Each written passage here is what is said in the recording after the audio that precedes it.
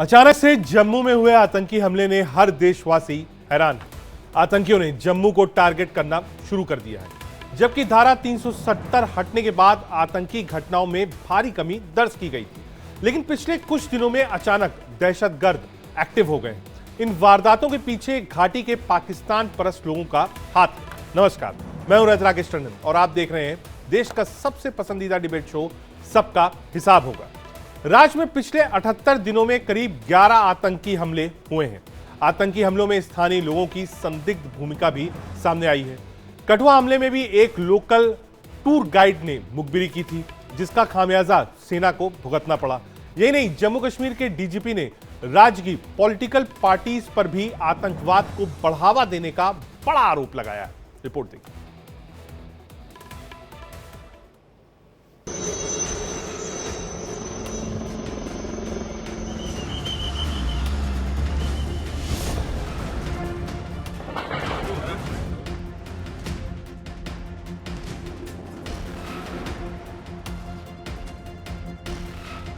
जम्मू कश्मीर में अचानक आतंकी गतिविधियों ने सुरक्षा बलों के साथ साथ देशवासियों की चिंता भी बढ़ा दी है।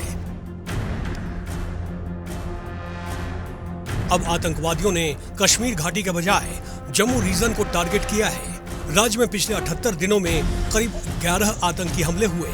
पाकिस्तान की खुफिया एजेंसी ISI की चालबाजी, कश्मीर के लोकल संगठनों के भीतरघात के अलावा राजनीतिक दलों की भूमिका पर सवाल उठाए जा रहे हैं। खुद जम्मू कश्मीर के डीजीपी ने इस गठजोड़ की ओर इशारा कर दिया। Pakistan successfully came to infiltrate all important aspects of our civil society. Thanks to the regional so-called mainstream politics in the valley, there is overwhelming evidence to show that many had honed the art of running with the hare and hunting with the hound to a near science that left both the common men and the security men bewildered, frightened and confused. Jammu Kashmir के DGP ने राज्य की political पार्टियों पर भी आतंकवाद को बढ़ाने का आरोप लगाया। Come to such a pass that the so-called mainstream parties had started cultivating leaders of terrorist networks through intermediaries and sometimes directly to further their electoral prospects. Jammu Kashmir DGP का बयान आया तो राजनीतिक पार्टियां भी हमलावर नजर आईं। पिछले 32 months में almost 50 soldiers have lost their lives. Nobody is being held accountable. और जो इस वक्त के डीजी हैं, he is more,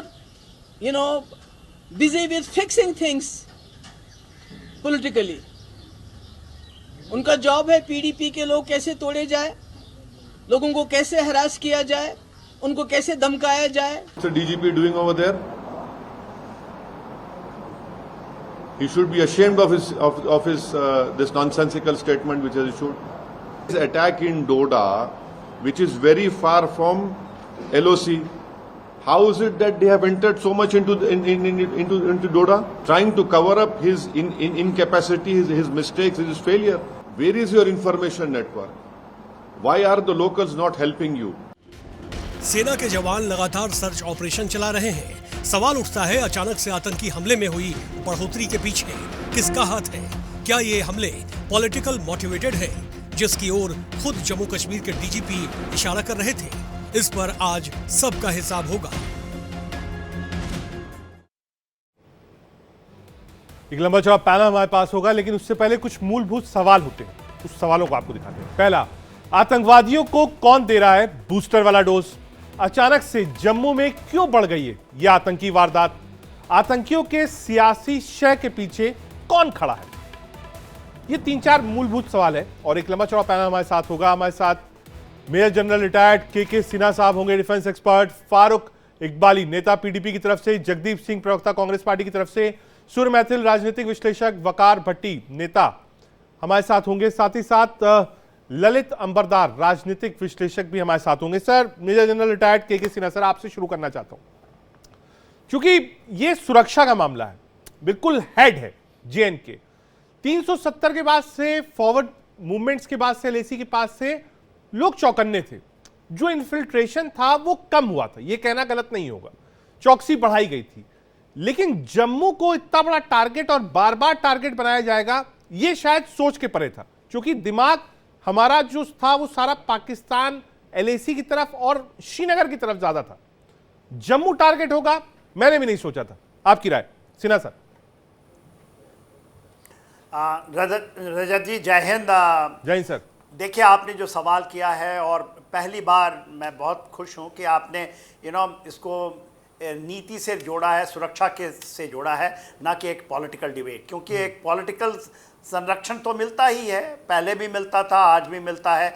और जिस तरह से डीजीपी साहब कहते हैं कि ये पूरा का पूरा, यदि आप देखें 2019 में एब्रिगेशन ऑफ आर्टिकल 370 या 35, आज हम 2024 के जुलाई के महीने में हैं। 5 साल के अंदर में परिस्थितियां ऐसी बदली कि जो भी आपके इंडिकेटर थे नॉर्मलसी के, जो स्टेटहुड के, या जिस तरह से हम कह रहे थे total integration of Jammu and Kashmir, वो तो ज़मीन पर हो ही गया है।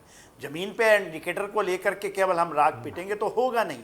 आज के दिन में जो चीज़ें हमारे से कमी रह गई, जो गवर्नमेंट ऑफ द डे रहा उसका लंबा समय, क्योंकि ये जो पॉलिटिकल गिमिक्स हैं, जो डेमोक्रेसी का अपना ये है, आज कौन बयान देता है?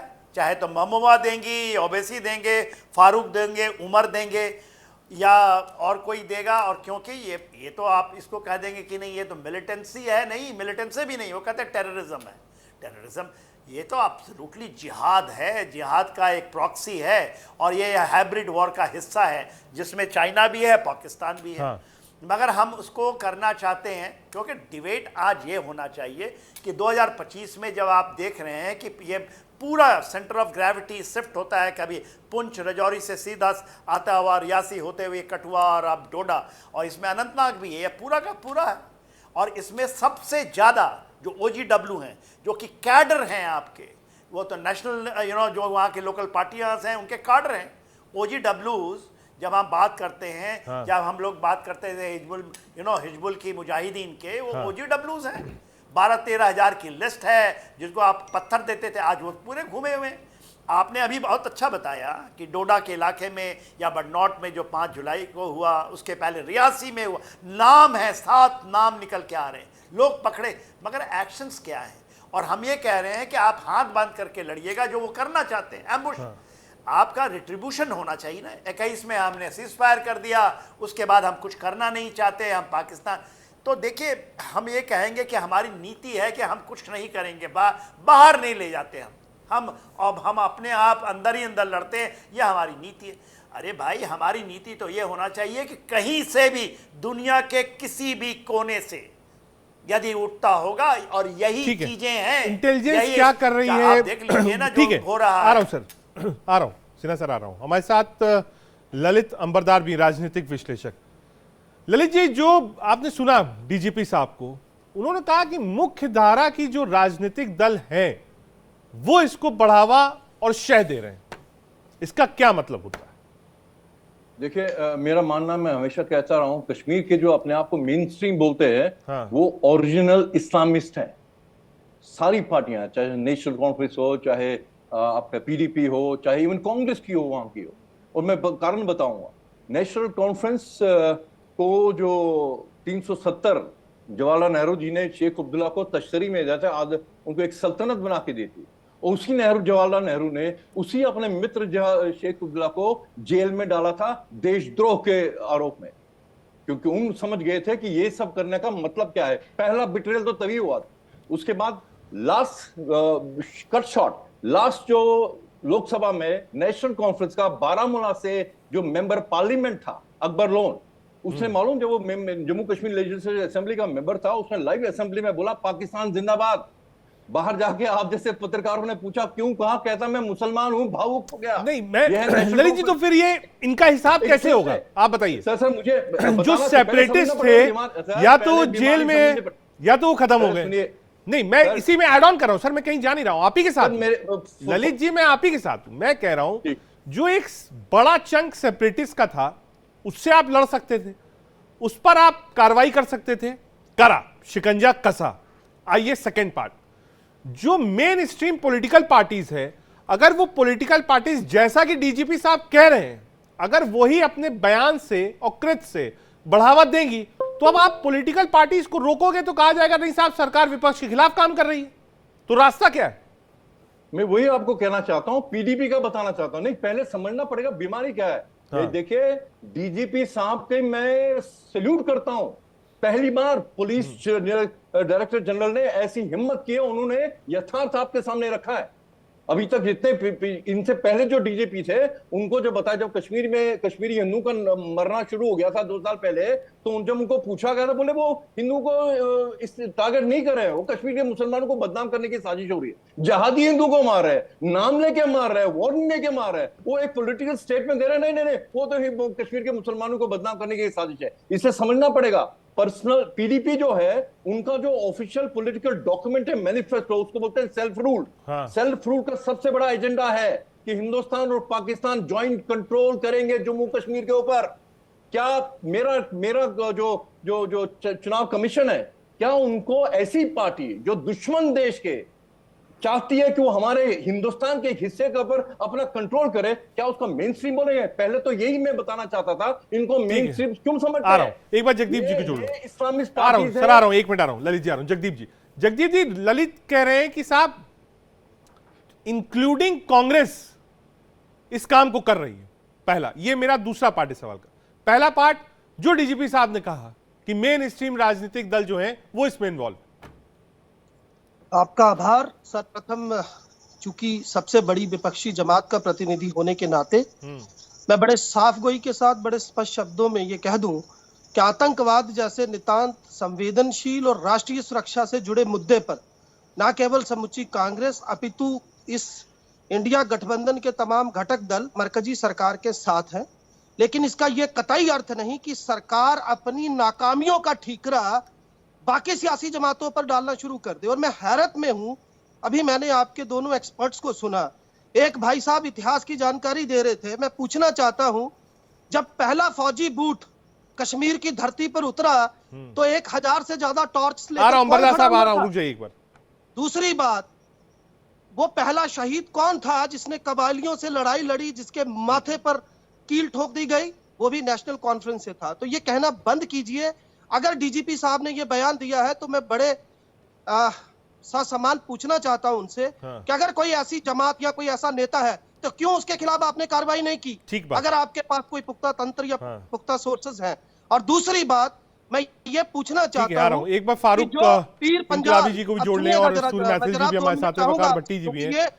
फारूक इंकलाबी साहब, पीडीपी पर सबसे ज्यादा आरोप लगाया लोगों ने, कहा जो पीडीपी महबूबा जी बात कहती हैं वो तो बात ही पाकिस्तान की करती हैं, बार बार करती हैं, मानती भी नहीं है। आ रहा हूं जगदीप, आ रहा हूं, एक बार जोड़ लें, एक बार ओपनिंग कमेंट ले लूं सबसे। इंकलाबी जी, देखिए, Jammu Kashmir Peoples Democratic Party जो है, हमारा मौकफ बिल्कुल साफ है और वो पूरी दुनिया जानती है कि हम जम्मू कश्मीर में ही नहीं बल्कि पूरे खिते में, पूरे मुल्क में जो है अमन चाहते हैं। लेकिन भारतीय जनता पार्टी की हमें आज तक ये समझ नहीं आई कि हम अगर आपसे सवाल पूछते हैं, आप पिछले 10 सालों से आप ये कहते थे कि जम्मू कश्मीर में जो मिलिटेंसी है, जम्मू कश्मीर में जो हालात खराब हैं, वो आर्टिकल 370 की वजह से हैं, वो 35A की वजह से हैं। आज जो जम्मू के हालात हैं, अब तो आर्टिकल 370 भी नहीं है, 35A भी नहीं है, तो अब आप किसको जिम्मेदार ठहराएंगे? 1 महीने में जम्मू प्रोविंस में जिस तरीके के साथ लगातार 7 बड़े हमले हुए हैं सिक्योरिटी फोर्सेस के ऊपर, सिविलियंस के ऊपर, इसका जवाब आखिर देना किसने है? अगर हुकूमत में भारतीय जनता पार्टी है और पीडीपी के लीडर्स अगर इनसे जवाब मांगते हैं तो इनको जवाब देना चाहिए, ना कि ये ब्लेम करना चाहिए कि पीडीपी ही क्यों हमें कोसती है, पीडीपी पाकिस्तान की बात क्यों करती है। हम कहते हैं कि आपको जो तरीका अच्छा लगता है, आप जम्मू कश्मीर में अमन बहाल करिए।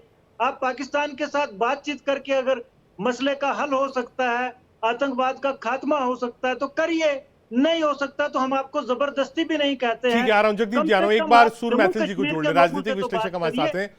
मैथिल साहब, आपने पैनल को सुना, पैनल की अलग अलग राय है। हिंदुस्तान का अंग है। जो बात पीडीपी के नेता कह रहे हैं, फारूक इंकलाबी साहब, वो कह रहे हैं साहब सरकार आपकी, सरकार राज आपका, देश में सरकार आपकी, वहां पर लेफ्टिनेंट गवर्नर है, कोई दिक्कत नहीं है, मिलिट्री भी आपकी। कहा साहब कहां इंटेलिजेंस चली गई, कैसे हमले हो रहे हैं जम्मू तक? और ओवैसी साहब कह रहे हैं कहां से कश्मीर से घुसते हुए आदमी डोडा तक आ जा रहा है, आपके पास कोई खबर ही नहीं है। मैथिल जी, धन्यवाद राकेश टंडन जी। पहले तो आपको और पूरे देश को भारत माता की जय, वंदे मातरम। और मुझे ना वो 4 लाइनें याद आ रही हैं। बताइए बताइए। कि रह के बदलते हैं दिन रात नए चोले, ऊपर अंदर से बड़े जालिम और ऊपर से नए बड़े भोले। अभी जो इंकलाबी जी बता रहे थे कि हमें पाकिस्तान से बातचीत करके जो है वो शांति का हल ढूंढना चाहिए यदि हमें जरूरत पड़े तो। मैं इनको पहले एक बात बता देना चाहता हूं, इंकलाबी जी अपने कान में ना तेल डालकर इस बात को अच्छे से समझ लेना। कश्मीर तो क्या, कश्मीर की एक तस्वीर भी केंद्र की सरकार, नरेंद्र मोदी जी की सरकार किसी अलगाववादी के हाथ में नहीं रहने देगी। पहली चीज, इस बात को याद रखना। दूसरी चीज, अभी अरे सुनिए, बीच में मत बोलिए, बीच में मत बोलिए, यहाँ पे आतंकवाद मत कीजिए। जम्मू कश्मीर को तबाह कर दिया। दूसरी चीज, जम्मू कश्मीर को बर्बाद कर दिया। अभी आपने जो मुझसे पूछा टंडन साहब कि आखिर कहाँ कमी रह गई, इंकलाबी जी आ रहा हूँ बता देना चाहता हूँ। देखिए ये सेपरेटिस्ट का मामला नहीं है। कोई भी व्यक्ति इस तरीके की आचरण करता है, बात बोलता है, तो हम भी कहते हैं कि नहीं साहब गलत है। मैथिल साहब यहाँ दूसरा सवाल उन्होंने उठाया है, कहा साहब फोर्सेज आपकी, सरकार आपकी, मिलिट्री आपकी, सब कुछ है, डोडा तक कैसे आ गए आतंकवादी? हम मैथिल जी, आज जो हालत आपने हमारी जम्मू कश्मीर के लोगों की बना के रखी है ना, आप बेशक टीवी चैनल्स पे बैठ के झूठ बोल सकते हैं, लेकिन जमीनी सतह पे जो हकीकत है वो पूरे हिंदुस्तान के लोगों को पता चल चुकी है कि आप मुकम्मल तौर पे जम्मू कश्मीर में अमन बहाल करने में नाकाम हो चुके हैं। आपको किसी चीज की खबर नहीं है कि जम्मू कश्मीर में किस तरीके के साथ अमन को बहाल किया जा सकता है। एक बार वापस मेजर जनरल रिटायर्ड के सिन्हा सर के जम्मू पास। कश्मीर सिन्हा सर ये जो बयान है, आ रहा हूं सर, आ रहा हूं, एक बार सिन्हा सर को जोड़ लूं। मेजर जनरल रिटायर्ड के सिन्हा डिफेंस एक्सपर्ट हमारे साथ हैं। आ रहा हूं इंकलाबी जी, आ रहा हूं, एक बार सिन्हा सर के पास। सिन्हा सर ये तो एक पॉलिटिकल पार्ट हो गया जिस पर हम बहस करते हैं बीच बीच में। आ रहा हूं मैथिल जी, आ रहा हूं। अब स्ट्रैटेजी क्या होनी चाहिए फोर्सेस की, किस जवाब आप दें, बराबरी से दें, कॉम्बैट कैसे करें, कैसे सुनिश्चित करें कि जो एरिया है वो बिल्कुल कॉर्डन ऑफ, मतलब आने वाले दिनों में इस तरीके की वारदात ना हो। खासतौर से जम्मू में आपने श्रीनगर में बहुत हद तक कैप्चर किया, बहुत सारे इन्फिल्ट्रेशन रोके, लेकिन अब टारगेट जम्मू हो गया है। आबादी बड़ी है, लगता है नीचे से भी 4 जगह से बॉर्डर है, आपको पाकिस्तान नहीं देखना है, कई और बॉर्डर्स भी हैं। सिन्हा सर, देखिए रजत जी, आप पूछ रहे हैं कि हमारी क्या स्ट्रैटेजी तो सिंपल है। आप जहां से टेररिज्म जन्मा है, जहां से आता है, ये लोग कहीं तो आए नहीं, हवा में तो पैदा नहीं हुए ना, वहां के तो हैं नहीं लोकल। यदि 80 के हैं जो मारे भी जा रहे हैं, सारे के सारे आपको मिलते हैं वो पाकिस्तान से हैं, जिनकी ट्रेनिंग कहते हैं कि चाइना के थ्रू उनकी अफगानिस्तान में हुई है, और उनको बताया गया है कि एम्बुश लगाओ, और उनको मिनट टू मिनट खबर मिल रही है। अभी तो लाइव स्ट्रीमिंग कर रहे हैं। तो आप तो वो बंद कर रखा है ना। 2019 में एक बालाकोट टोकनिज्म था ना, एक बार हम गए, ऐसे नहीं होता है। आप देख रहे हैं ना गाजा में हमास को खत्म करने के लिए क्या करना पड़ रहा है, पूरी दुनिया खड़ी है मगर वो मानते नहीं। तो हम लोग को भी इजराइल बन जाना चाहिए, आपका कहना है? करने वाले हैं इजराइल क्या, इजराइल छोटी चीज है, भारत बहुत बहुत, और भारत सेना बहुत बड़ी चीज है। क्यों हमें क्या ये मरना चाहिए? हम अपने देश, आप ये कहना चाहते हैं हमारी पॉलिसी ये होना चाहिए कि हम डोडा में मर जाएं? नहीं, मैं तो कह रहा हूं बिल्कुल ऑपरेशन ऑल आउट आप लॉन्च कर दीजिए, यहां से लेकर पीओके तक करिए, लेकिन साहब करिए, करिए इस काम को, करिए। बार बार इस बात को आप भी कहते हैं करिए, क्यों नहीं करते हैं? इसलिए नहीं करते तो उसका एक बहुत बड़ा कड़ी है जो आप पॉलिटिकल डिबेट करवाते हैं ना, ये लोग जो हैं व्हाइट कॉलर टेररिस्ट जो इसको बढ़ावा देते हैं, जो आज तक बढ़ावा देते रहे हैं, ये उनके साथ ही हैं। कोई चाइना के साथ में, ये सारा सियोनिज्म चाइना से चल रहा है। अभी उनके ऊपर उन्होंने घुंडी घुमाई है कि आप करें 2.5 फ्रंट होता क्या है। हाँ। आप अभी रिट्रीब्यूशन जो देख रहे हैं, और ये नहीं कभी ये पुंछ से नीचे आएगा, डोडा से ऊपर जाएगा, फिर वही पुलवामा, शोपियां, अनंतनाग, ये घूमता रहेगा और आपके वहां भी पहुंच जाएगा, लद्दाख में वहां भी पहुंचा है ये क्योंकि आपकी पॉलिसी ऐसी है। देखिए इसमें मिलिट्री लीडरशिप भी हमें, उसको भी हम करता हूं, मैं भी, आप भी शामिल हैं। आपने तो कम से कम डिबेट करके फोकस कर रहे हैं, आपने तो इतना किया है, आप सबको आवाज दे रहे हैं। बात यह है कि जमीन पे करने के लिए गवर्नमेंट ऑफ द डे उन्होंने बहुत अच्छा चीजें की हैं, मगर हम उसका गाना नहीं गा सकते कि 370 हटा दिया, 35 से हटा दिया, टूरिस्ट आ गए। वो था एक चीज है, ये जिहाद है, एवरी डे लड़ा जाता है। आपको डिटरेंस ऐसे पैदा करने पड़ेंगे। आप ये बताइए, रियासी में जो हुआ, जो कठुआ में हुआ, बडनॉट के अंदर और डोडा, सारे लोकल जो हैं वो वहाँ पर आपको लेकर के गाइड देते हैं, उनको खाना खिला रहे हैं, उनके लिए वहाँ पर गुफाएं बना रहे हैं, उनके लिए अपने घरों में ये बंकर बना रहे हैं, वहाँ से मुहैया। अभी मारा गया ना अनंतनाग कुलगाम में, चाट कहाँ थे? घर के अंदर, अलमीरा के पीछे उन्होंने वही बनाया है जो आप देखते हैं। हम इजराइल तो छोटा है, इजराइल तो हम तो उससे ज़्यादा करने की काबिलियत रखते हैं, मगर करे तब ना। और मैं अपने मिलिट्री लीडरशिप को भी, मैं भी शामिल हूं, ये कहता हूं कि हमारे भी केवल आप ये बात माने नहीं, आप इसको नहीं माने। हमने वहां पर सीज फायर किया हुआ है, ठीक है, 2021 से हम फायर तक नहीं कर सकते। एक बार मैथिल जी के पास जाना है मुझे, क्योंकि इस वक्त ऑडियो नहीं है। फायर तक भी नहीं कर सकते, ठीक है, फिर हम केवल शहादत देना जानते हैं। ठीक है, आ रहा हूं एक बार, क्योंकि उस समय ऑडियो चला गया था आपका। सूर मैथिल जी, मैं ये कह रहा हूं 2-3 चीजें। पहला, जिम्मेदारी किसकी है? दूसरा, जो बात डीजीपी साहब ने कहा और इस बात को मेजर जनरल साहब भी कह रहे हैं कि जो पॉलिटिकल आउटफिट्स हैं जम्मू एंड कश्मीर में, व्हाइट कॉलर, वो इसको बढ़ावा अंदरूनी रूप से देते हैं, चाहे बयान के थ्रू दें या फिर अंदरूनी रूप से दें, वो कहीं ना कहीं है, तभी ये हो रहा है। जो एग्जाम्पल्स हैं वहां के लोग ही मदद कर रहे हैं। यही हमारे आपके बीच में कोई आदमी गलत बैठा हुआ है, जिनके कारण हमारी सेना सफर कर रही है। बिल्कुल, मैं आपकी बात से सहमत हूं और 1001% सत्य बोला है जो भी मिलिट्री एक्सपर्ट बैठे उन्होंने। लेकिन मैं आपको एक बात बताना चाहता हूं राकेश टंडन जी, देखिए, जो हालात 60 साल तक इस देश में रहे जम्मू कश्मीर में, उन हालातों को बदलने के लिए एक दृढ़ इच्छा शक्ति चाहिए थी, जिसका कि आपने ताजा उदाहरण देखा 5 साल पहले जिस प्रकार से 370 और 35 को हटाया गया। उसके बाद लगातार जम्मू और कश्मीर के अंदर विकास के लिए केंद्र सरकार ने बहुत ही फोकस्ड एक प्रोजेक्ट को चलाया।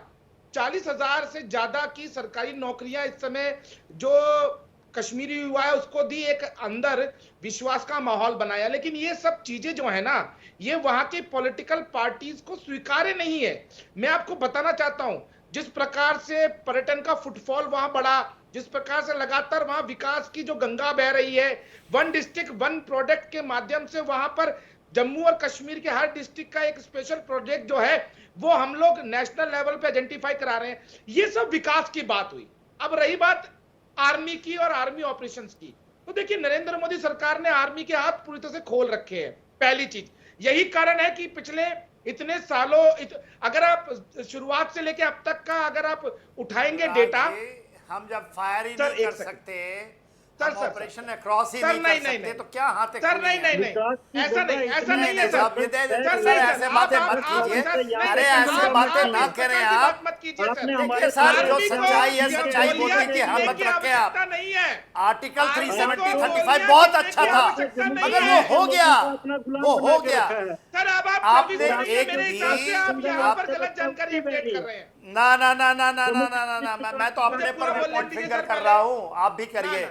सच्चाई छिपे ना। देखिए साहब, जिस प्रकार से आर्मी के एब्सोल्युटली नो, चाहे वो एयर स्ट्राइक हुई है, अरे खोलना क्या होता है भाई, मंसूबे टूटे हैं और ये दोबारा से पॉलिटिकल जो ग्राउंड सपोर्ट है, टूटने की बात, एक भी हमारा जवान यदि मारा जाता है, एक भी जवान। ठीक है, एक बार इनकलाबी जी को जोड़ लेता हूं। फारूक भाई, ये मैथिल साहब भी यही बात कह रहे हैं, फॉर गॉड सेक इतना कवर फायर मत दे, इतना कवर फायर मत दे। मैथिल जी एक मिनट रुक जाइएगा, आ रहा है एक बार फारूक इनकलाबी जी को जोड़ लें। फारूक जी देखिए, यही बात मेजर जनरल रिटायर्ड के सिन्हा साहब भी कह रहे हैं, यही बात डीजीपी साहब ने भी कही है। कहा जो पॉलिटिकल आउटफिट्स हैं व्हाइट कॉलर, वो सहारा दे रही है। क्या आप लोग सहारा देते हैं? आरोप आप सीधा सीधा। इनकलाबी जी, जम्मू कश्मीर की जितनी भी रीजनल पॉलिटिकल पार्टीज हैं, उन्होंने अपने सैकड़ों की तादाद में अपने लीडर्स जो है वो खोए हैं, गोलियों का शिकार हुए हैं। हाँ। ये जम्मू कश्मीर की मेन स्ट्रीम जो पॉलिटिकल पार्टीज हैं, यही हैं जिनकी वजह से इस वक्त तक जम्मू कश्मीर जो हिंदुस्तान के साथ है और हिंदुस्तान के जो सर का ताज है, ये जो ये भारतीय देखिए, ये जनता क्या क्या पार्टी का यहाँ डिबेट, से ये करते आप हो, लोग हैं, ये क्या बातें करते हैं? आपके कारण है जम्मू एंड कश्मीर। ये क्या बातें कर रहे हैं अनुराग साहब? इनको रिवर्ट कीजिए। ये कहते हैं कि ये नेशनल कॉन्फ्रेंस ऑफ पीडीपी है, ये जम्मू। अरे आप छीन ले जाएंगे? आपने क्यों नहीं शहादत दी? क्या बातें कर रहे हैं अनुराग साहब? ये कहते हैं कि पीडीपी है, ये नेशनल कॉन्फ्रेंस भारत के साथ है, इसलिए जम्मू एंड कश्मीर भारत के साथ। ये क्या बातें करते हैं? ये शहादत ली है, आपने शहादत ली है लोगों की। आप शहादत लेते हैं हमारे जवानों की, हमारे अफसरों की। क्या बातें करते हैं? यही है ओजीडब्ल्यू को पनाह देने वाले लोग। नहीं किया आप लोगों ने। आपको ये लोग हैं, उनके ही हैं सरगना। भारतीय जनता पार्टी के लोग जो है, आप पूछिए ना। ठीक है, आ रहा हूं, एक बार ललित अंबरदार जी को जोड़ जमीन दें। की हालात ललित अंबरदार जी, क्या ये बात सच है कि जो लंबरदार साहब पॉलिटिकल से आउटफिट्स है जेएनके पूछिए लंबरदार साहब की, से। वो लगातार सपोर्टिव सिस्टम दे रही है उन लोगों को जो कि देश के खिलाफ काम कर रहे हैं? क्योंकि बयान तो ऐसे ही आते हैं, खाते हिंदुस्तान का है और बताते पाकिस्तान का है। सर, मैं 32 साल से, जब से कश्मीर में कश्मीरी हिंदू का नसाना हुआ, कश्मीर जात की शुरुआत होते ही, तब से मैं इस पे काम कर रहा हूँ, लिख रहा हूँ, बोल रहा हूँ, प्रोटेस्ट कर रहा हूँ। इसीलिए कह रहा हूँ मुझे 1 मिनट दे दीजिए, मैं बोलने की कोशिश बोलिए बोलिए बोलिए सर, 1.5 मिनट दिया आपको। पीडीपी का बोला, नेशनल कॉन्फ्रेंस का बोला, कांग्रेस का बताना चाहता। जब कांग्रेस के गुलाम नबी आजाद मुख्यमंत्री थे जम्मू कश्मीर के, तब बिटा कराटे, जो सारे दुनिया जानते कि हिंदुओं का सेल्फ कन्फेस बुचर है, कसाई है, ये इसका फारूक अहमद डार, ठीक है, उसको रिहा किया गया। जम्मू कश्मीर की सरकार उस वक्त नेतृत्व कर रही थी गुलाम नबी आजाद। आप जानते हैं जज का क्या रूलिंग थी, क्या स्टेटमेंट था, ऑब्जर्वेशन? हमें मालूम है कि एक शख्स के खिलाफ संगीन इल्जामात है, लेकिन पब्लिक प्रोसिक्यूटर ने केस नहीं लड़ा। ये जज साहब ने बोला है।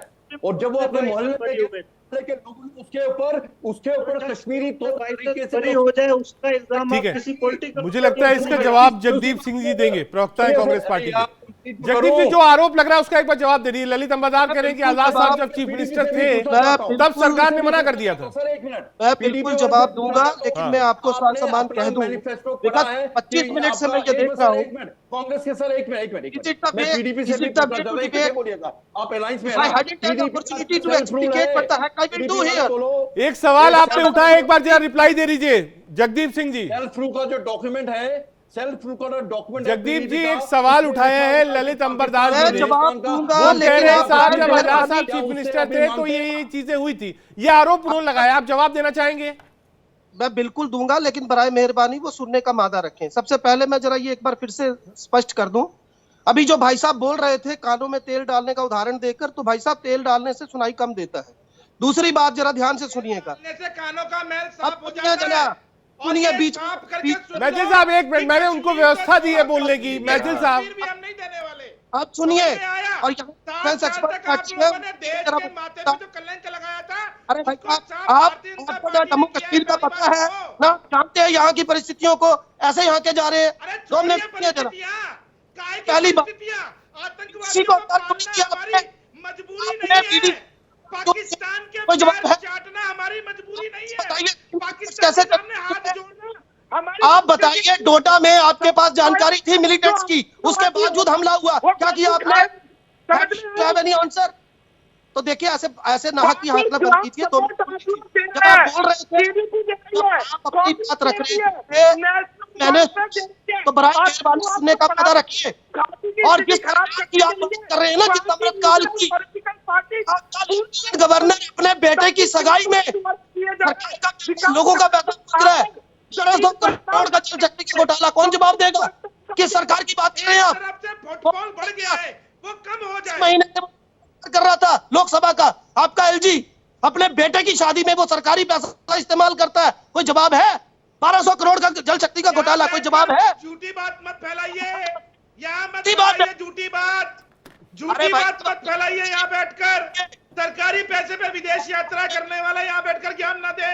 आप लोगों के कारण आज तक कश्मीर के हालात ठीक है, आ रहा हूँ, वापस आता हूँ आपके पास। एक बार वापस चलो ललित अंबरदार जी के पास, उसके बाद पीडीपी के पास और फिर मेजर जनरल के पास। ललित, जो ये सिचुएशन पैदा हो गई है, आपके हिसाब से इसका हल क्या है? क्या इसका हल राजनीतिक है? जो कि बार बार लोग कहते हैं कि आप पॉलिटिकल हल निकालने की कोशिश करिए, आप फारूक अब्दुल्ला हो, महबूबा हो, बार बार इस बात को कहते हैं कि नहीं साहब पॉलिटिकल हल निकालिए। मुझसे पूछ रहे हैं आप? बिल्कुल आप सर, कश्मीर जहाद मिलिट्री प्रॉब्लम है, it's an act of war. जब आपके 5 सैनिक, आपको मालूम है भारतीय सेना क्या है, one of the mightiest army in the world, अगर आपके 5 सैनिक अपने कैप्टन के साथ मारे जाते हैं अपनी जमीन के ऊपर, अपनी जमीन की सुरक्षा करते हुए, अपने लोगों की सुरक्षा करते हुए, तो ये एक्ट ऑफ वॉर है। जब आपकी आर्मी की कॉन्वॉय को सामने से अटैक किया जाए, एम्बुश नहीं है कि साइड से गोली मारी, सामने से गोली मारते हैं, तो it's an act of war. तो हमें समझना पड़ेगा कि ये जंग है, ये कोई आम आतंकवादी समस्या नहीं है। और सबको बताना चाहता हूं, दुनिया भर में जहाद की जो जंगें हैं वो खत्म नहीं हुई है कहीं पर भी, आप उसको कम कर सकते हैं। लेकिन हमारी कोशिश जो हो रही है कि हम 5 अगस्त 2019 की जो उपलब्धि थी, हिस्टोरिकल उपलब्धि थी, वो जाया करने की कोशिश कर रहे हैं। 5 अगस्त 2019 को आपने जो 370 हटाया, आपने उस इकोसिस्टम जिसका डीजीपी साहब ने जिक्र किया है, उसको डिसमेंटल, उसको तोड़ने की प्रक्रिया आरंभ करते हैं। 70 साल पुरानी प्रॉब्लम है, आपको 10 साल लगेगा खत्म करने के लिए। और जो जहाद है वो मिलिट्री प्रॉब्लम है। 10 साल रूसी रहे थे अफगानिस्तान में, 10 साल जहाज खत्म नहीं हुआ। 20 साल अमेरिकन रहे, नहीं खत्म हुआ। अब वापस काबुल वहां पे वहीं पर है जहां पे 40 साल पहले काबुल था। और कश्मीर के पीडीपी और कांग्रेस के नेताओं ने, ये इसके अपने एनसी के नेताओं ने उन्हीं तालिबान का इस्तेकबाल किया था, वेलकम किया था। जहां पे औरत का घुटना दिखाना, उसके ऊपर कोड़े कितने पड़ने चाहिए, उस पार्लियामेंट में, जो एग्जाम्पल कोट कर रहे हैं ललित अंबरदास जी, इसलिए मैं आपके पास आया हूं, वो रूस, अमेरिका इन अफगानिस्तान इन्होंने कोट किया है, पहला। दूसरा, अगर 5 सैनिक आपके कैप्टन साथ मारे जाते हैं, वो कहते हैं साहब एक्ट ऑफ वॉर, क्या करना चाहिए सेना? ये आपने किससे पूछा सवाल जरा? अच्छा, एक्ट ऑफ वॉर ही है, ये हाइब्रिड वॉर का हिस्सा है, जो कि आप 75 साल से हम लड़ रहे हैं और बार बार ये कहते हैं कि पॉलिटिकल ये है, इसका सोल्यूशन निकालिए। अरे 75 साल में पॉलिटिकल सोल्यूशन तो निकला ही नहीं। और एब्सोल्युटली है, ये आपके पास में हाइब्रिड वॉर का जिहादी मॉडल है। आपने तो ये कभी जिहाद को ख़त्म करने के लिए कोई काम ही नहीं किया। आप जो जिहाद के एक्चुअल हिस्सेदार हैं, चाहे आपके अभी चैनलों में भी बैठे हुए हैं, उनको आप कहते हैं कि नहीं, वो कहते हैं हम शहादत दे दिया, आप पॉलिटिकली निकालिए, उनसे बातचीत कीजिए। और फिर उसी किसने प्रूव करना है कि ये 35 से हट गया, 370 की कुछ नहीं हुआ, वो बकवास था? इन्हीं ने प्रूव करना है ना। ये तो पहला दिन से कहते थे, ये तो कहते थे ये सब करो, आपके वहां पर पूरी घाटी जल जाएगी। कोई घाटी उठी तो जली नहीं। हाँ, सिचुएशन हुआ, उसको हमने मान लिया, पॉलिटिकली ये मान लिया कि सब चीज दुरुस्त होने वाला है, तो पॉलिटिकल काम करो। और फिर देखिए, ये वहां से तो आसपा निकाल रहे हैं। आप बोल रहे हैं ना, जो स्पेशल पावर एक्ट दिया था, तो आप फिर बोलते हैं कि हाथ खोल दिया। अरे हाथ खोल दिया, आप फायर नहीं कर सकते साहब, आप आर्टिलरी की फायर नहीं कर सकते। कौन सा हाथ खोल दिया? प्रॉब्लम हमारे ऊपर भी है। हमारे जैसे हम बैठे हैं, हमारे सीनियर हुक्मरान जो आज हैं कुर्सी पे, उनके ऊपर आप इनकी आहुति ना दें। हमारे जवानों को आप उनको क्रॉस फायर में मरने ना दें, क्योंकि उनकी पूरी जिम्मेवारी आपकी है। साहब, एक कदम आगे बढ़ना पड़ेगा, मुंहतोड़ जवाब देना पड़ेगा। बिना जवाब दिए ये नहीं मानने वाले, इन सब का हिसाब करना पड़ेगा। बिल्कुल, मैं सहमत हूं। और जनरल साहब की जो भावनाएं हैं, मैं उससे बिल्कुल सहमत हूं। लेकिन कुछ समय मुझे भी आप जनरल साहब दीजिएगा, मुझे मेरी बात रखने के लिए। आपका मैं बहुत ज्यादा सम्मान करता हूं और आपको मैं सल्यूट करता हूं। पहले तो हाथ जोड़ के विनती है।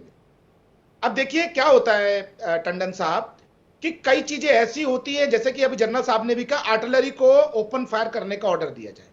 तो देश के अंदर आर्टिलरी को ओपन फायर करने का ऑर्डर आज तक कभी नहीं मिला। लेकिन हाँ, आर्मी के ऊपर जब पत्थर मारे जाते थे यूपीए 1 और यूपीए 2 में, तब मैं ये मानता था कि आर्मी के हाथ बांध रखे थे, आर्मी गोली नहीं चला सकती।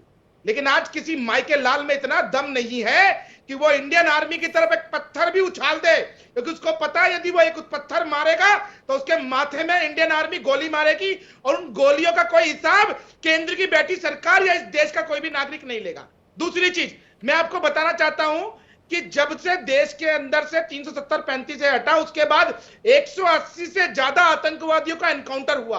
तो जनरल साहब ये ओपन फायर का यदि अथॉरिटी इंडियन आर्मी के पास नहीं होती तो शायद इन कुकुर मुत्ते का शिकार, इन कुत्तों का शिकार इंडियन आर्मी नहीं कर पाती। पहली चीज। दूसरी चीज कुछ कह रहे हैं, एक मिनट, फारूक इनकलाबी साहब कुछ ऐड कर रहे हैं। फारूक साहब क्या कह रहे हैं? ये गद्दार क्या बात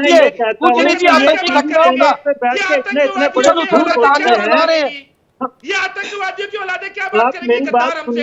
ये गद्दार है, ये देश के पैसे में पलने वाले आतंकवादी हैं। ना के बराबर आतंकवादियों को और पिछले 10 सालों में वैसे साहब मैं ये कह रहा हूँ कि कोई भी ऐसी चीज जो असंसदीय है, नहीं वैसे साहब मैं ये कह रहा हूँ थोड़ा सा आप शब्दों का ध्यान रखिए। आप नेशनल टेलीविजन पर बैठे हैं, कम से कम थोड़ा सा शब्दों पर ध्यान रखिए। आपने रियासी में देखा, डोडा में देखा, कठुआ में देखा, जम्मू प्रोविंस में मिलिटेंसी जीरो के बराबर। और पिछले 10 सालों में इस वक्त सरकार में भी भाजपा जहाँ पर बहुत आ रही है, तो चले टीडीपी के साथ बीजेपी थी गठबंधन में। आज बातें सुनिए इनकी। तरीके के साथ को यहाँ पे टैकल करना है, हैंडल करना है। रैंक फाइल करवा रहे हैं सब। तुम लोगों को किसी ने रोका है क्या? यहाँ पर चले जाओ पाकिस्तान, जाओ भागो यहाँ से, वहाँ जाके आटे की लाइन में लगो। यहाँ बैठ कर काय को हमारे देश का टैक्स पे पलते हो और यहाँ आतंकवादी गतिविधियां फैलाते हो। आपकी वजह से सारा निकलो यहाँ से। आप लोग वहाँ पे आतंकवादियों को 10 सालों में जो हालात सपोर्ट करते हो। 370 की आड़ में आपने वहाँ पे आतंकवादियों को पाला, पोसा, हमने वहाँ पे 335 से हटाई। उसके बाद भी आप लोग वहाँ का माहौल खराब करने के लिए इस प्रकार की गतिविधियों में पूरा हिंदुस्तान का लोग आपसे हिसाब लेंगे। अब कितनी देर 370 35 से आ रहा हूँ, एक बार जगदीप सिंह जी के पास जाना मुझे। आ रहा हूँ, एक मिनट आ रहा हूँ, फारूकी साहब आ रहा हूँ, एक मिनट आ रहा हूँ, इनकलाबी जी आ रहा हूँ आपके पास, मैथिल साहब आ रहा हूँ, एक बार जगदीप सिंह जी के पास जाना मुझे। जगदीप, ये जो पॉलिटिकल बात कही है डीजीपी साहब ने, आ रहा हूँ, इनकलाबी जी आ रहा हूँ, एक बार जोड़ लूँ जगदीप जी को। जगदीप जी, जो बात डीजीपी साहब ने कही है वो बहुत दूर तक जाएगी। हो सकता है आज हम आपसे बात कर रहे हैं, लेकिन ये एक दिन का काम नहीं है, हो सकता है 5 दिन, 10 दिन, 20 दिन, ये बहुत लंबी चीज है। पॉलिटिकल पार्टीज का इन्वॉल्वमेंट पुश करने में टेररिज्म, पहली बार शायद किसी आईपीएस ऑफिसर ने ऑन रिकॉर्ड ये बात बोली होगी। मर्तबा सासमान आपसे ये रिक्वेस्ट करूंगा कि 2 से 3 मिनट दीजिए मुझे बात रखने को। दोनों मर्तबा जो मैं बताने की कोशिश कर रहा हूं कह नहीं पा रहा हूं। सबसे पहली बात मैं पूछना चाहता हूं भारतीय जनता पार्टी से कि पीडीपी और एनसी के साथ सरकार में कौन था? आप ही लोग थे ना? तो अब आप ये उछलना बंद कीजिए। दूसरी बात मैं आपको बताता हूं तकनीकी कारण कहां दिक्कत है। पीडीपी के संग सरकार अरे सुनिए यार, अब सुनिए, सच आपको चुप कर, किस 35 की बात कर रहे हैं जो संविधान का हिस्सा ही नहीं था? 35 संविधान का हिस्सा ही नहीं था। देखिए रंजन जी, I'm sorry to say, he is continuously hampering the debate. Maithil साहब, मैंने आपको पूरा मौका, पीसीआर मैथिल साहब को म्यूट कर दीजिए, पीसीआर मैथिल साहब को म्यूट कर दीजिए, बोलिए आप। रंजन जी देखिए, मैं आपको एक उदाहरण के साथ बताता हूं। 2021 में जब डांगरी में हमला हुआ तो उसके बाद वहां पर अमित शाह साहब गृह मंत्री गए और उन्होंने दावा किया एलजी की मौजूदगी में कि जितने वीडीसी सदस्य हैं, ग्राम सुरक्षा समिति के लोग हैं, उनमें से किसी एक व्यक्ति को कम से कम एसएलआर दी जाएगी, जो कि नहीं दी गई।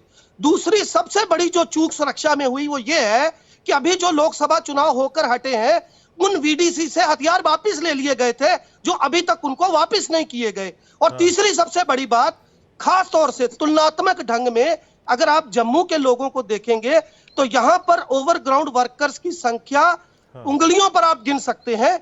यहां पर मुल्क को प्यार करने वाले लोग हैं, लेकिन कमी कहां है? आपको मैं न्यूज क्लिक की वो खबर बता सकता हूं जो डोडा में मिलिटेंसी की मौजूदगी को लेकर कई दिन पहले छपी, बावजूद उसके 3 हमले होते हैं। कहीं ना कहीं सुरक्षा जो तंत्र है हमारा, उसमें चूक हुई है और उसका ठीकरा अगर डीजीपी, हमारे साथ अमित रैना भी है, उनके पास चलेंगे। अमित, ये जो आ रहा हूं, मैथिल साहब आ रहा हूं, अमित रैना जी जुड़े, एक बार उनके पास भी चला जाओ। आ रहा हूं, रुक जाइए सर, आ रहा हूं। मैथिल साहब, अब सबके ऊपर अगर आप जवाब देंगे तब तो चल चुका मामला, फिर तब तो 3-4 घंटे शो चलेगा। रुक जाइए अब जरा अमित रैना जी के पास। अमित, ये प्रॉब्लम अब तक श्रीनगर में थी, उधमपुर में थी, लेकिन ये जम्मू तक प्रॉब्लम आई है। डीजीपी साहब का ये कहना कि पॉलिटिकल पार्टीज का इन्वॉल्वमेंट है इसमें, इससे कितना सहमत है? और अगर है तो उसका थोड़ा विश्लेषण बता दीजिए अमित रैना जी।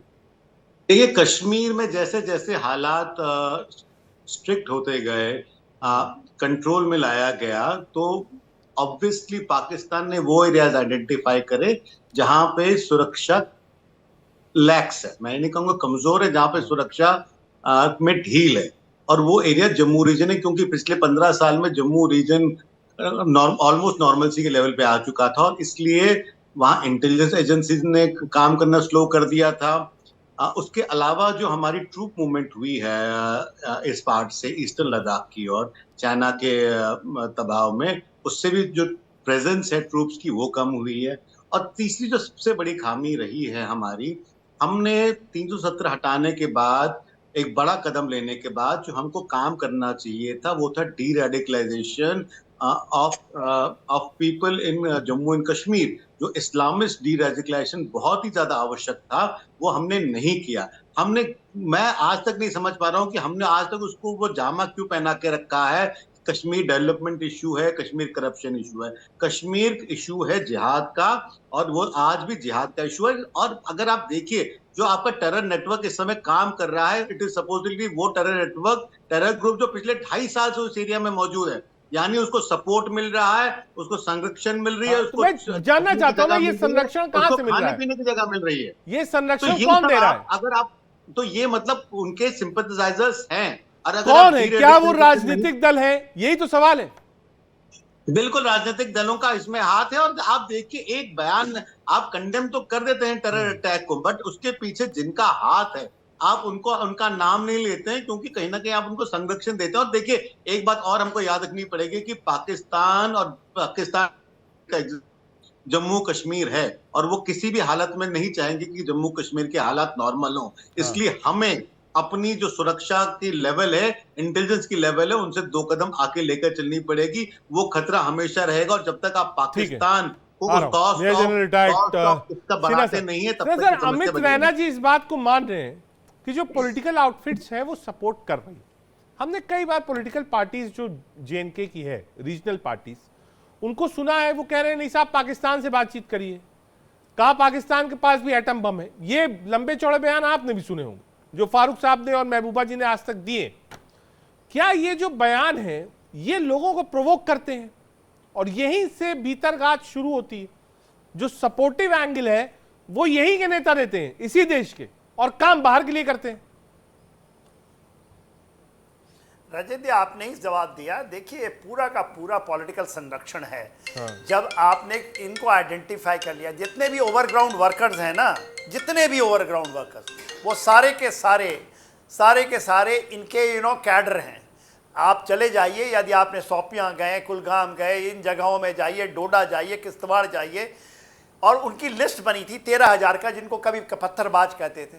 ये पीडीपी नेशनल कांग्रेस तो वो कहते थे कि ये बच्चे हैं, ये बिगड़े बच्चे हैं, उनको आपने पत्थर थमवा दिया क्योंकि आपकी पॉलिसी है। ये इनके ही कार्डर हैं।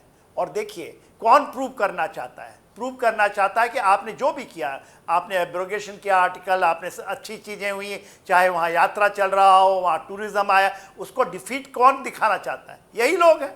क्योंकि ये पाकिस्तान, आज तो ये कहते थे ना कि वो पाकिस्तान, अभी भी बात कर रहे हैं आपके चैनल में बैठ करके। तो देखिए, ये पूरा का पूरा गेम जो है पॉलिटिकल गिमिक्स हैं, और ये खिलाएंगे कि इसका जो पूरा सलूशन है पॉलिटिकल है। पॉलिटिकल है ही नहीं, पॉलिटिकल है zero. Political only thing has to give a support and will which was there, मगर धीरे धीरे वो भी कॉम्प्रोमाइज इनके चक्करों में, क्योंकि आपको इलेक्शन करवानी है वहां। आप नहीं, सुप्रीम कोर्ट ने कह दिया इलेक्शन करानी है तो इलेक्शन होगा। ठीक है, मैं जानना चाहता हूं, क्या आज की जो सिचुएशन है, क्या इस समय तुरंत इलेक्शन हो सकता है वहां पर? क्यों नहीं हो सकता? सितंबर का महीना है। आप केवल आर्मी के जिस तरह से ऑपरेशन चलने चाहिए, अक्रॉस करने पड़ेंगे। आप अक्रॉस कीजिए ना। 28-26 लॉन्च पैड हैं, लॉन्च पॉइंट्स हैं, सब पता है। आप उसको फायर से बर्बाद कर सकते हैं। आप किस लिए मिसाइल रखते हैं? हम कहते थे ना हमारे पास मिसाइल है, आर्टिलरी है, किस लिए रखा है? और ये देखिए, ये पूरा का पूरा चाइना का संयोजित है और पाकिस्तान को करता है। आसिम मुनीर साहब गए थे पाकिस्तान, और उसके बाद से शुरू हुआ है ये फेज। और ये चीजें चलेंगी यदि आप इसी तरह करेंगे। क्यों नहीं हो सकता? सेना के ही बलबूते से आपने पंचायत इलेक्शन कराया, म्युनिसिपल इलेक्शन करवाए। उस समय हिंसा तो बहुत था, आज तो परिस्थिति बहुत अच्छी है। हाँ। मगर आप, और मैं मिलिट्री लीडरशिप को के आपके माध्यम से कहता हूं कि प्लीज फॉर गॉड सेक, एक डीजीपी ने आज हिम्मत की है हमारे पास, आप फ्रंट फुट में आई।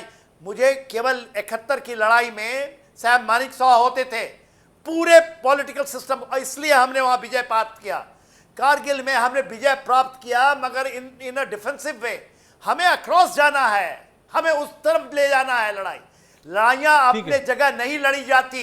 ठीक है, और ये केवल मिलिट्री आपका कहना है कि आप क्लियर ऑल आउट जाइए, अक्रॉस जाइए, खत्म करिए, तब बैठ सकते हैं आप चैन से। ठीक है, पॉइंट टेकन, पॉइंट टेकन। सूर्य मैथिल जी, क्या सरकार एक कदम आगे जाएगी? क्या फिर से वही ऑपरेशन देखने को मिलेगा? क्योंकि ऐसे कब तक चलेगा? हर दिन, दूसरे दिन, तीसरे दिन, चौथे दिन।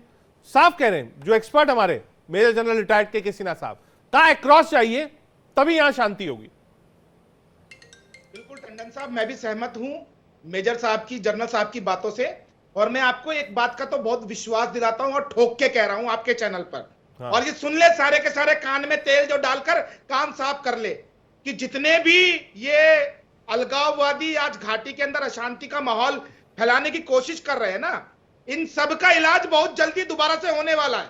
इंडियन आर्मी ने पिछली बार भी ऑपरेशन ऑल आउट चालू किया था, 180 से ज्यादा आतंकवादियों को 72 हुरों के पास भेज दिया था, और वहां ऊपर जन्नत में हुरों की कमी हुई। आज फिर से मैं आपको बता रहा हूं, जिस प्रकार से रियासी में हुआ, कठुआ में हुआ, डोडा में हुआ, जम्मू में हुआ, इसका जवाब बहुत जल्दी मिलने वाला है। और ये जो बैठे हैं ना आपके चैनल पे, ये पाकिस्तान के यार, देश के गद्दार और वहां के आतंकवादियों के समस्या ही यही है तक बैठे हैं ना। ये रविंद्र रैना स्टाइल के भाषणबाजी ही प्रॉब्लम है सारी समस्या की। सर बीच में मत, ये सिर्फ यही समस्या है, चिल्ला के खून के आंसू रुला देंगे, ये धमकियां, गली मोहल्ले वाली धमकियां, ये समस्या है।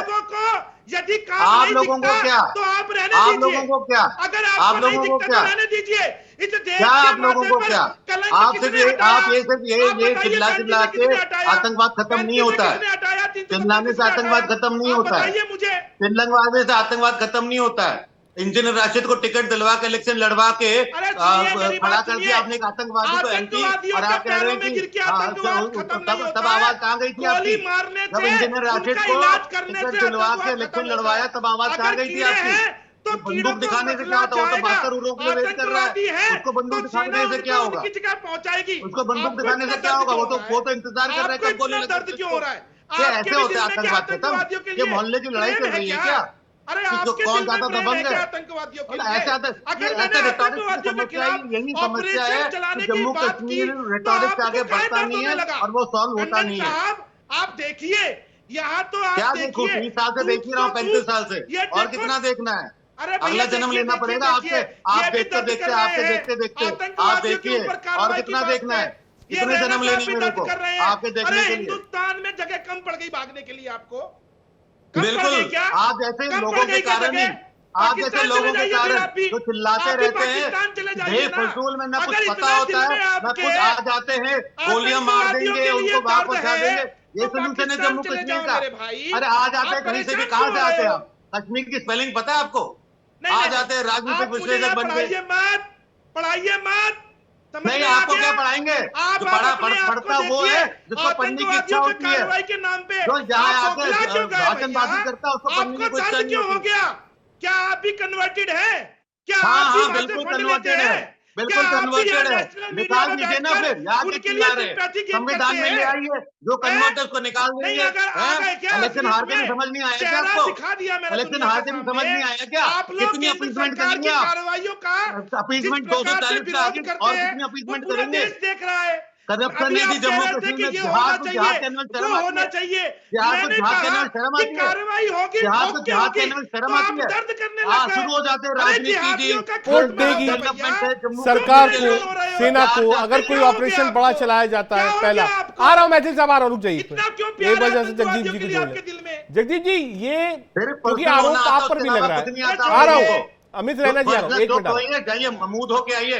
आ रहा हूं आप लोग आपस में टिप्पणी मत करिए, आ रहा हूं एक बार जगदीप जी के पास। जगदीप, बार बार जो यहाँ लोग थे उन्होंने आरोप कांग्रेस पार्टी पर भी लगाया है, कहा अगर पॉलिटिकल पार्टीज का नाम लिया गया है और डीजीपी साहब ले रहे हैं तो उसमें तो कांग्रेस पार्टी भी राजनीति करती है कश्मीर में। देखिए रंजन जी, मुझे बड़े अफसोस के साथ कहना पड़ रहा है कि जिस तरीके से ये डिबेट चला और जिस तरीके की भाषा का प्रयोग हुआ वो एटलीस्ट एक नेशनल चैनल मैंने हर बार मना किया सर, आप ही लोग के साथ है, आप लोग साथ में डेली डिबेट करते हैं, लेकिन मैं मैं तो रैना करता हूं, साहब लेकिन आप लोग कोई मानने को तैयार नहीं है कि मैं और उसके बाद जब मैं म्यूट कर देता हूं तो आप लोग कहते हैं साहब म्यूट क्यों कर दिया। मैं रैना साहब की इस बात से पूरी तरह इत्तेफाक रखता हूं कि जिस इंजीनियर रशीद को ये पानी पी पी कर कोसते थे, आतंकवादी बताते थे, उसी को परोक्ष रूप से जो है सपोर्ट किया गया और आज उसको जमानत भी जो है मिल गई, पहली बात। दूसरी बात, देखिए पीडीपी और एनसी के साथ सत्ता में ये लोग रहे, आज जो गला फाड़कर चला रहे हैं। तीसरी बात, कांग्रेस पर जब सवाल उठता है तो कम से कम थोड़ी सी लेश मात्र लज्जा आनी चाहिए ये कहते हुए उस पार्टी को जिसके कार्यकाल में पाकिस्तान को 2 मर्तबा धूल चटाई गई, पाकिस्तान का पेट फाड़कर बांग्लादेश पैदा किया गया। ठीक है, आज कांग्रेस पर सवाल। और देखिए अगर कोई ऐसी, एक मिनट रंजन जी, अगर कोई ऐसी सियासी, रुक जाइए एक मिनट, मैथिल साहब प्लीज यार म्यूट कर दिए मैथिल जी को, बोलिए आप अपनी बात बोलिए जगदीप जी। कोई ऐसा सियासी नेता या कोई जमात का कोई भी व्यक्ति विशेष अगर कहीं से भी लेश मात्र भी उसका कोई भूमिका कोई रोल है आतंकवाद से प्रत्यक्ष, बिल्कुल उसके ऊपर कार्रवाई होनी चाहिए। मैं मानता हूं मेरे रिटायर्ड के सिन्हा सर के पास। सर एक क्लोजिंग कमेंट में आपसे लेना आ रहा हूं सर, आ रहा हूं, पूरा वक्त है सिन्हा सर के पास। सिन्हा सर, 2 चीजें, एक मैं चाहता नहीं हूं कि आप इस राजनीति में आइए, मैं आपको फोर्सेस तक सीमित रखना चाहता हूं और मैं वही सुनना चाहता हूं, ये चलती रहेगी राजनीति। फोर्सेस को क्या करना चाहिए? Closing comment. फोर्सेस को देखिए जो हमारे लीडरशिप हैं, जो हायर हमारे डिफेंस के लीडरशिप हैं जो आज वहाँ हैं, उनको हेविली आनी पड़ेगी, एब्सोल्युटली फुट डाउन करना पड़ेगा कि प्लीज़ फॉर गॉड सेक हमारी तरीके से काम करें। आप अक्रॉस ले जाइए इसको, आप अपने फायरों को खोलें, क्योंकि आप डिफेंसिव तरीके से केवल जवान खोएंगे, क्योंकि उनके इतने हाईटेक हैं, उनको इतने वेपन मुहैया करा देते हैं, मिनट टू मिनट उनकी डायरेक्शंस हैं और इसकी रिट्रीब्यूशन बोथ पाकिस्तान और चाइना। मैं आपको कहता हूं ज़मीनी हालात आपने ठीक कर दिए हैं, उसी के कारण आपके वहाँ पर उसके सारे इंडिकेटर्स हैं, मगर आप वो कहेंगे कि हम इसको, ये जिहाद है, जिहाद फॉर गॉड सेक समझने की चेष्टा करें। ये कोई टेररिज्म नहीं है जो हम कहते हैं, ये कोई इंसर्जेंसी नहीं है, ये हम उसको डिफाइन यदि हम काम नहीं सकते खुल करके। वक्त की थोड़ी कमी है, माफी के साथ रोक रहा हूं सर आपको। तमाम मेहमानों का बहुत शुक्रिया, आप इंडिया दिल्ली का हिस्सा बने। कोशिश हमारी थी कि इस बात को समझे कि ये जो हालात जम्मू में है ये क्यों है। जो एक्सपर्ट्स हैं और डीजीपी साहब हैं उनका ये कहना है कि जो पॉलिटिकल आउटफिट्स हैं वो शायद देती हैं, वो रूट देती हैं। अब ये जांच का इशू है और आने वाले समय में ऐसी घटना ना हो इसके लिए सरकार और सेना कटिबद्ध। एक छोटा सा ब्रेक, देखते रहिए इंडिया टीवी।